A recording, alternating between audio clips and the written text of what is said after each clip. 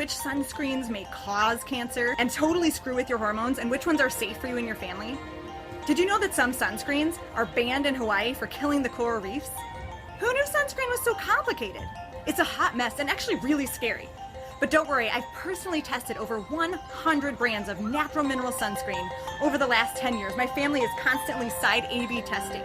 Be sure to stick around all the way to the end because I want to equip you with the information you need to keep your family safe this summer, including the one single active ingredient that you need to protect your family from the rays of the sun.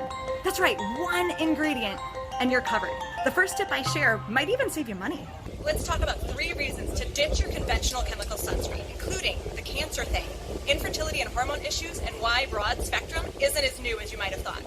Okay, first we gotta be science geeks a little bit. How does sunscreen work? It's a chemical reaction with the sun, and if you remember high school chemistry, there are often byproducts of chemical reactions. In this case, it's free radicals. Free radicals, that's right, tend to cause cancer. Oh, and I promised a budget-saving tip. You know the recommendation to reapply every 2 hours when your kids are just playing outside in the backyard? I know what you're thinking. As long as they don't burn, I don't need to reapply. Wrong! Once you apply conventional chemical sunscreen, the chemical reaction in the sun degrades it so much that 2 things happen after 2 hours. 1, you're not protected from the sun anymore. And 2, free radicals are being released deep within your skin as the sun continues to react. That means you must reapply to stop the damage from the first application from being worse than potentially not applying sunscreen at all, even if you're not burning. That's where zinc oxide only sunscreen will actually save you money. It never degrades, and I've even seen it effective the next day, as long as you don't towel it off or soap it off. Now, don't get me wrong. If you're swimming, sweating, or in Florida with pasty white Michigan skin, one application isn't going to do it for a whole day. But at least it's not dangerous to skip reapplying every 2 hours. Why no conventional sunscreen for my family? Because I want grandchildren. Did you know that just one full body application of conventional sunscreen mimics estrogen as much as daily hormone replacement therapy? It makes my brain want to explode. And when you use that stuff, it washes off into the water. And guess what chemicals are impossible for city water filtration to get out? That's right, synthetic hormones. Oxybenzone has been found in 97% of human urine. So if you think it's not your problem, it's everybody's problem. What washes off your body affects my kids, so stop it. And a third point is that it's bad for your clothes too. A trip to Florida left my own mom super frustrated because all her clothes had these rust-colored stains. But my dad's clothes in the same load were fine. A quick search on Google confirmed that Eva Benzo, a chemical sunscreen ingredient, actually causes rust-colored stains, but only after you wash your clothes, so good luck with that. My dad was still using the natural sunscreen I had given him when he was fighting bladder cancer. Not that this is all about laundry. Eva Benzo has its own story. It's kind of the new player on the block because it's the only chemical active that protects from UVA rays, not just UVB. The other chemicals just protect from burns. Think the B in UVB, plus some skin cancers, of course. Eva Benzo protects from the aging rays of the sun, like the A in UVA, plus some skin cancers. But the FDA just figured out this was important in 2011. Before that, burns were the only concern when it came to sunscreen. Now, we can reduce our sun-related wrinkles and red hair. Awesome.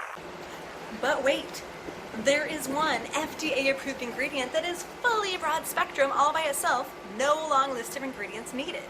And it's in this sunscreen, and this one, and this one. Some of my dozen or so favorites after testing literally 100 natural mineral sunscreens on my family, side A/B testing every summer for the last 10 years. It's zinc oxide, fully broad spectrum, FDA approved, no hormone disruption, no free radicals floating around or degrading in the sun because it doesn't need a chemical reaction to be effective. And Lifeguard Nose is a thing of the past.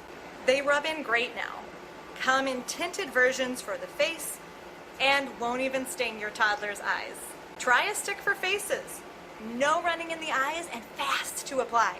From my family to yours, go to kitchenstewardship.com/sunscreen to download the most updated list for this year. With our legitimate testing, you won't buy a clean brand that's a mess to apply. Oh, and if this sounds kind of woo-woo or out of the mainstream, I've been preaching this for 10 years, but just in 2019, the FDA proposed removing generally recognized as safe and effective status from all sunscreen ingredients except zinc oxide and titanium dioxide.